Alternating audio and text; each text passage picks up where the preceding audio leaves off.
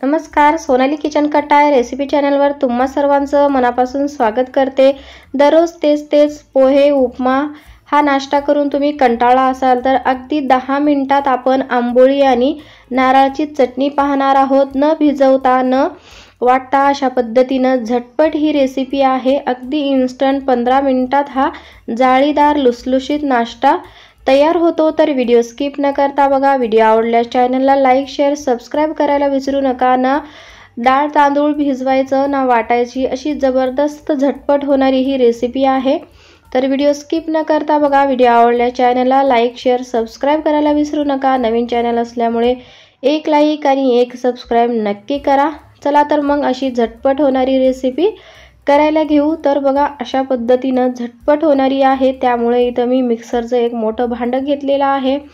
त्यामध्ये 1 वाटी रवा घेतलेला आहे। रवा तुम्ही जाड किंवा बारीक कोणताही घेऊ शकता। आपण डायरेक्ट मिक्सरच्या भांड्यातच बॅटर तयार करणार आहोत। जास्त भांडेही भरणार नाहीत। अशा पद्धतीने मी हे रवा टाकून घेतलेला आहे 1 वाटी आणि अर्धी वाटी पोहे घेतलेले आहे छान असे निवडून।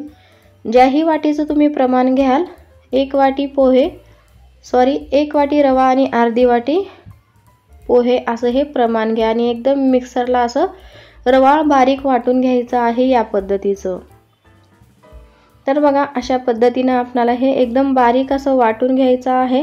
त्यामध्ये मी 1 वाटी दही टाकलेला आहे। जेवढा आपण रवा घेतले तेवढंच आपल्याला दही टाकायचं आहे आणि अर्धी वाटी पाणी टाकून अजून हे मिक्सरला 2-3 वेळा फिरून घ्यायचं आहे। बघा ह्या पद्धतीचं आपलं हे बॅटर तयार होतो। अगदी इन्स्टंट आहे, झटपट होणारी रेसिपी आहे। अवघ्या 10 मिनिटात मुलांच्या डब्यासाठी किंवा झटपट मुलांना नाश्त्यासाठी हे पदार्थ तुम्ही करू शकता। बघा ह्या पद्धतीचं आपल्याला पातळसर बॅटर पाहिजे। तर हे आता आपण झाकून एक 10 मिनिटं ठेवून देणार आहोत जेणेकरून रवा छान असा भिजेल। तोपर्यंत आपण नारळाची चटणी करून घेणार आहोत। त्यासाठी मी इथं नारळ घेतलेला आहे आणि फुटाण्याची डाळ घेतली आणि 1 मिरची, आलं आणि थोडीशी कोथिंबीर अशी ही सगळं घेऊन मी मिक्सरला वाटणार आहोत। चवीपुरतं मीठ घालायचं आणि 1-2 चमचे तुम्ही ह्यामध्ये दही टाका। खूप मस्त टेस्ट लागते। अशा पद्धतीने तुम्ही जर केली नसेल तर दही टाकून एकदा नक्की करा। तर थोडंसं पाणी टाकून आपल्याला हे आता मिक्सरला एकदम बारीक वाटून घ्यायचं आहे। तर बघा ह्या पद्धतीने मी ही नारळाची चटणी वाटून घेतलेली आहे। ह्या पद्धतीने तुम्ही जर असंच खायचं असेल तर असंही खाऊ शकता किंवा तडका देऊन सुद्धा छान लागते। तर त्याच मिक्सरच्या भांड्यात थोडंसं पाणी टाकून मी हे थोडं पातळ करून घेते जेणेकरून आपलं हे अन्न पण वाया जाणार नाही। बघा हे अशा पद्धतीने सगळं मिक्स करून तुम्ही अशी ही चटणी खाऊ शकता, मस्त लागते। तर इथे मी अगदी साधा तडका देणार आहे। थोडीशी मोहरी टाकलेली आहे, अगदी अर्धा चमचा जिरे, कढीपत्ता आणि 1 लाल मिरची असं हे झटपट आपली ही फोडणी तयार करून ह्या चटणीवर टाकून घ्यायची आणि मस्त आपली ही चटणी तयार आहे। तुम्ही ही चटणी इडली, आप्पे किंवा अशा पद्धतीच्या आंबोळ्या कशासोबतही खाऊ शकता। मस्त जबरदस्त चटणी लागते। तर हे छान मिक्स करून आपली ही आंबोळी सोबत खाण्यासाठी चटणी तयार झालेली आहे। तर मस्त लागते आणि झटपट होते। बघा दिसायला खूप अप्रतिम अशी ही आपली चटणी दिसत आहे। झटपट फोडणी दिलेली आहे। चला तर आता आपण आंबोळ्या तयार करून घेऊ। आपलं हे पीठ 5-10 मिनिटं मस्त भिजून घ्यायचं आहे। बघा छान असं भिजलेलं आहे आणि छान असं थोडंसं फर्मेंट झाल्यासारखं होतं।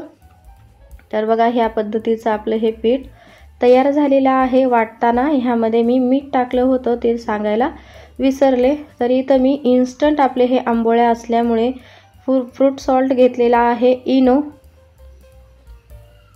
इनो टाकून 2 मिनिटं एकाच दिशेने अशा पद्धतीने आपल्याला हे मिक्स करून घ्यायचं आहे। इन्स्टंट असल्यामुळे हे मी इनो टाकत आहे। तुम्ही इनो नसेल तर अर्धा चमचा इथं खायचा सोडा सुद्धा वापरू शकता।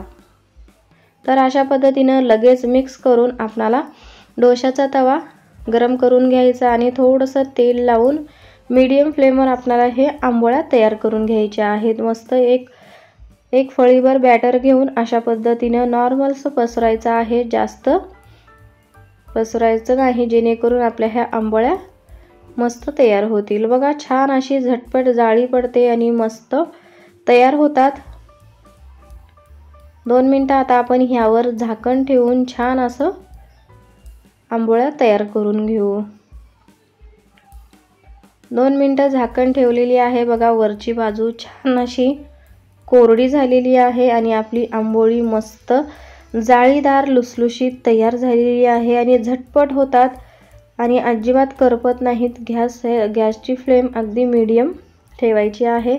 मस्त गोल्डन ब्राउन कलर आलेला आहे खालच्या साईडनं आणि मस्त आपण हे जाळीदार अशी ही आंबोळी तयार झालेली आहे। किती मस्त जाळी इन्स्टंट आहे आणि झटपट होणारी आहे। अशा आंबोळ्या काढून तुम्ही एखाद्या जाळीवर ठेवायचा आहे किंवा लाकडी जी आपली भाकरीचं टोपला असते त्यावर ठेवायचं, जेणेकरून हे घाम येणार नाही। तर बघा अशाच पद्धतीनं झटपट दुसरीही आंबोळी मी तयार करून घेते। झटपट होणारी रेसिपी आहे। अगदी अवघ्या 20 मिनिटात तुम्ही चटणी आणि हे आंबोळ्या तयार करू शकता। बघा ह्याच पद्धतीनं संपूर्ण आंबोळ्या मी तयार करून घेतलेल्या आहेत।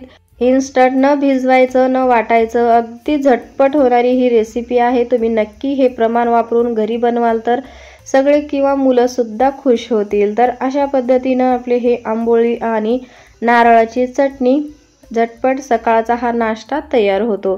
तेच खाऊन कंटाळा आला असेल तर अशा पद्धतीनं तुम्ही रव्यापासून आणि पोह्यापासून झटपट होणारी ही रेसिपी करू शकता। मस्त मऊ लुसलुशीत जाळीदार झटपट होणारी ही रेसिपी आहे आणि सगळ्यांना आवडेल। बघा किती मस्त जाळी पडलेली आहे।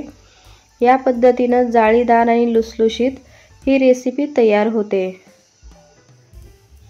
तर मी अशाच पद्धतीनं संपूर्ण आंबोळ्या तयार करून घेतल्या। बघा संपूर्णच आंबोळ्या एकदम जाळीदार आणि मागच्या साईडनं गोल्डन ब्राउन कलर आलेला आहे। तुम्हाला एक मी आंबोळी ह्यामधली अशा पद्धतीनं बघा कितीही तुम्ही हातावर घेऊन जर एका जागी केलं तरीही आंबोळी आपली तुटत नाही किंवा अशी मऊसर होत नाही। बघा ह्या पद्धतीनं किती मस्त झटपट अशी सुटसुटीत होती लगेच। तर किती मस्त झटपट होणारी ही रेसिपी आहे। तुम्ही नक्की ट्राय करून बघा। व्हिडिओ आवडल्यास चॅनलला लाईक शेअर सबस्क्राईब करायला विसरू नका। नवीन चॅनल असल्यामुळे एक लाईक आणि एक सबस्क्राईब करा। असेच नवनवीन व्हिडिओ पाहण्यासाठी साईडला दिलेल्या घंटीवर प्रेस करा, जेणेकरून माझे नवीन व्हिडिओ सगळ्यात आधी तुमच्यापर्यंत पोहोचतील। माझा हा नवीन चॅनल आहे त्यामुळे एक लाईक एक सबस्क्राईब नक्की करा। असाच एक व्हिडिओ घेऊन आपण भेटू पुढच्या व्हिडिओमध्ये। माझा व्हिडिओ पाहिल्याबद्दल धन्यवाद।